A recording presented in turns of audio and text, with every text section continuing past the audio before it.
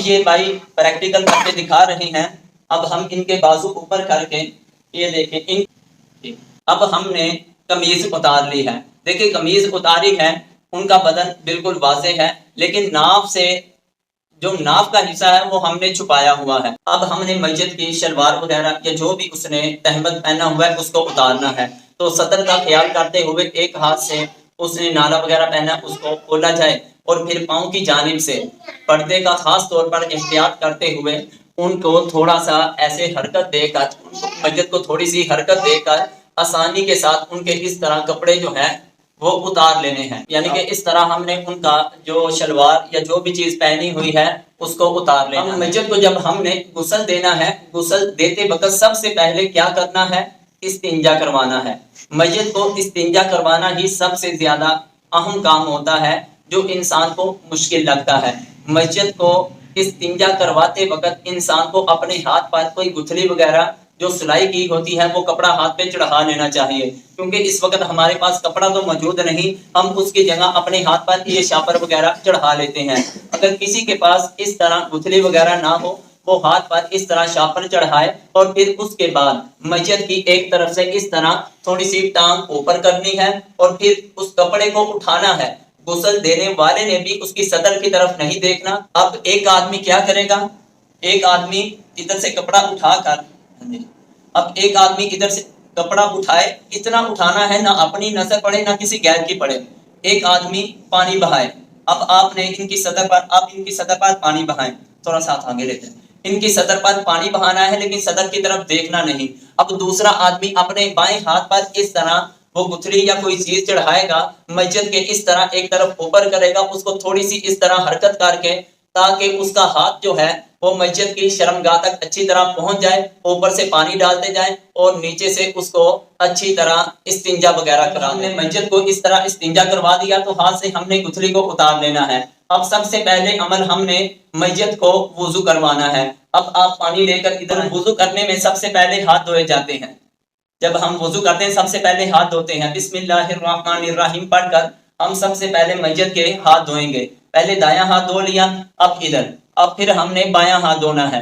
جب ہم نے اس طرح بائیں ہاتھ کو بھی دھو لیا, پھر اس کے بعد ہم نے روئی کو اس طرح گھیلا کیا جائے گا. پانی بہائیں, یہ پانی فرض کرے بہا لیا, اور اس کے بعد اس کو وٹی بنا کر تھوڑا سا اس کو اس طرح تر کرنا ہے. اور تر کرنے کے بعد ہم نے اس طرح میت کے ہونٹ پر ہاتھ رکھ کر جہاں تک ممکن ہو سکے ہم نے اس کو دانتوں پر جہاں تک آسانی سے ہو سکے 2-3 روئی لے کر ہم نے اس کے منہ کو اچھی طرح صاف کرنا ہے. اور پھر اس کے بعد جب ہم نے کر لیا, پھر اس کے بعد ہم نے ایک اور روئی لینی ہے, اس کو اچھی طرح تر کرنا ہے. پھر اس کو تر کر کے پھر ان کے ناک میں ہم نے اس طرح اچھی طرح پھیرنا ہے, تاکہ ناک کے اندر بھی کوئی کسی طرح کی ریٹھ وغیرہ ہے جہاں تک ممکن ہو سکے اس کو بھی صاف کر دیا جائے. میت کو اس طرح پولی کی جگہ ہم نے ان کے دانت صاف کر دیے, ناک کے اندر بھی اس طرح روئی کے ساتھ تر کر کے اس کو پھیر دیا.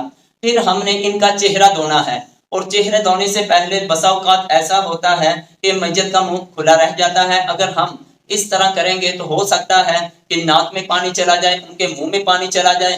تو ہم نے کیا کرنا ہے, اگر کیفیت ایسی ہے تو پھر ان کا منہ کھلا ہوا ہے, بند نہیں ہو رہا, تو آپ نے ان کے منہ پر اس طرح فرض کرے کہ روئی رکھ لینی ہے.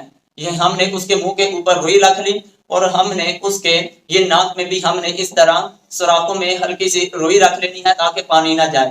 اب سب سے پہلے ہم نے میت کا چہرہ دھونا ہے. جب ہم نے اس طرح میت کا اچھی طرح پورا چہرہ دھو لیا, پورا چہرہ دھونے کے بعد ہم نے دونوں بازوؤں کو دھونا ہے. پہلے ہم نے دایاں بازو بھی دھو لیا, پھر اب ہم بایاں بازو دھوئیں گے. اب ہم نے بایاں بازو بھی اچھی طرح دھو لیا. اب ہاتھ تر کر کے میت کے سر پر ہم مسح کریں گے. اس طرح مسح کر دیا, اور گردن پہ بھی ہم نے ہاتھ پھیر دیا. اب یہ ہم نے وضو کروا دیا ہے, اور کان میں بھی ہم نے یعنی کہ انگلیوں کو تر کر کے اچھی طرح کان کے اندر بھی پانی بہانا ہے, کیونکہ جب غسل کرنا ہے تو ایک بال کے برابر بھی جگہ خشک نہیں رہنی چاہیے.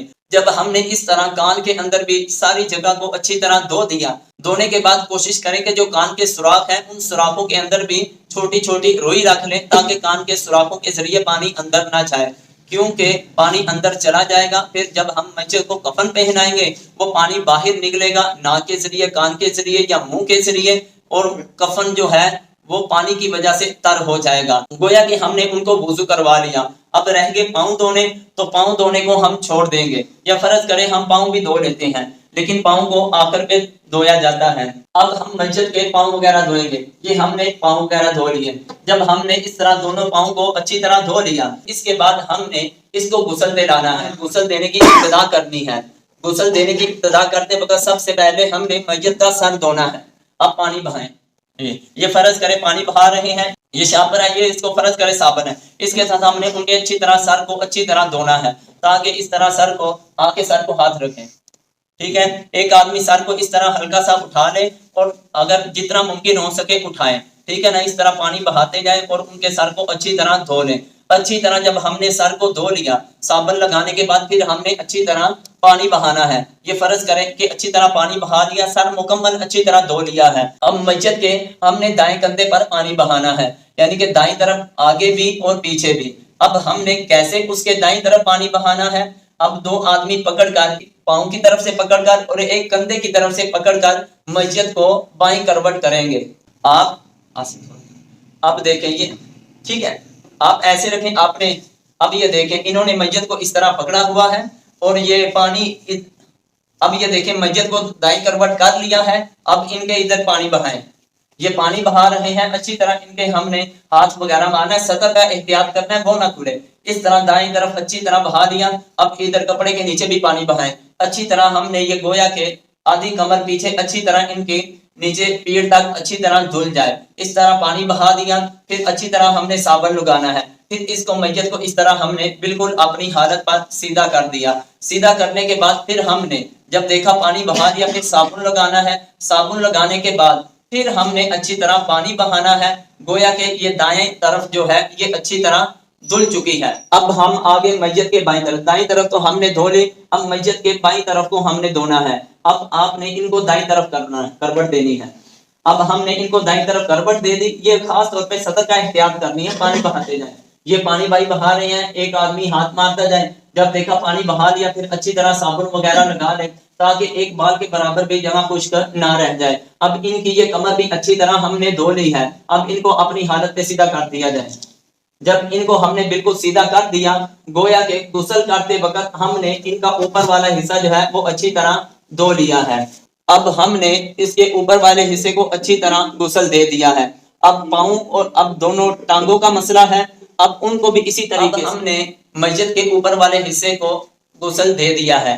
اب نیچے والے حصے کو غسل دینا ہے، پہلے ہم نے اس طرح دائیں طرف پانی بہانا ہے، یہ دیکھیں کپڑا اٹھا کر نظر نہ اپنی پڑے نہ ان کی پڑے، اچھی طرح ان کے جسم کو اچھی طرح ہم نے یہ ناف سے لے کر یہ پاؤں تک اچھی طرح ہم نے ان کی تھوڑا سا ٹانگ کو حرکت دے کر تھوڑی سی کروٹ دلا کر ہم نے ان کو اچھی طرح ادھر سے ملنا ہے، پانی بہانا ہے، دائیں طرف کر لیا۔ پھر اب ہم نے بائیں طرف بھی اسی طرح پانی بہانا ہے، یہ ایک آدمی پانی بہائے گا، دوسرا آدمی ہاتھ اس پورے جسم پر ہاتھ پھیرے گا، پھر صابن لگائے گا، پھر دوبارہ پانی ماریں گے، تو اس طرح میت کو جو ہے وہ مکمل غسل کا طریقہ ہو جائے گا۔ جب اچھی طرح مکمل غسل دے دیا، غسل دینے کے بعد ہم نے میت کو کندھوں سے پکڑ کر کچھ اٹھانا ہے، آپ نے ادھر کندھوں سے پکڑ کر ان کو تھوڑا سا بٹھانا ہے جہاں تک ممکن، میت کا جسم جہاں تک ممکن ہو سکے اجازت دیں، زیادہ زور نہیں لگانا، جہاں تک ممکن ہو سکے ہم نے میت کو غسل دینے کے بعد اس طرح ان کا سر اوپر کرنا ہے اور میت کے پیٹ پر اس طرح کپڑا اٹھا کر ہم نے ذرا تھوڑا سا دباؤ کے ساتھ ہاتھ پھیرنا ہے تاکہ کسی طرح کی گیس ہو، کوئی بھی پخانہ یا کوئی بھی نجس وغیرہ چیز ہو وہ اچھی طرح پخانے کے راستے سے نکل جائے۔ اس طرح اب ہم نے ہاتھ پھیر دیا ہے، اب ان کو لٹا دیا جائے، اب لٹا دیا گیا، مکمل غسل دے دیا گیا۔ اب پھر دوبارہ ہم نے میت کو ایک مرتبہ احتیاطاً استنجا کروانا ہے، اگر کوئی نجس چیز نکلی ہے اس کو دھو دینا ہے، اس کے دھونے کی وجہ اگر نکلی ہے تو ہمیں دوبارہ غسل کی ضرورت نہیں، ہاں صرف جو نجس چیز اگر نہیں نکلی تو فاتحہ، اگر نکل آئی ہے تو اس کو دھو دینا ہے تاکہ میت کو کفن پہنایا جائے اور کفن کو کسی طرح کی گندگی نہ لگے۔ اب دیکھیں کہ ہم نے ایک مرتبہ پھر دوبارہ ہم نے ان کو استنجا کروانا ہے، اس طرح ان کی ٹانگ اٹھا کر ان کو اس طرح بائیں ہاتھ کے ساتھ اپنے ہاتھ پر شاپر چڑھا کر کوئی گتھلی وغیرہ چڑھا کر ہم نے ان کے اچھی طرح استنجا کروا دینا ہے۔ استنجا کروانے کے بعد ہم نے اگر مناسب سمجھ لیں تو کوئی ایسا کپڑا ہو جائے کہ جس کی وجہ سے ان کے جسم پر اگر پانی کے زیادہ نشانات ہیں، پانی ہے،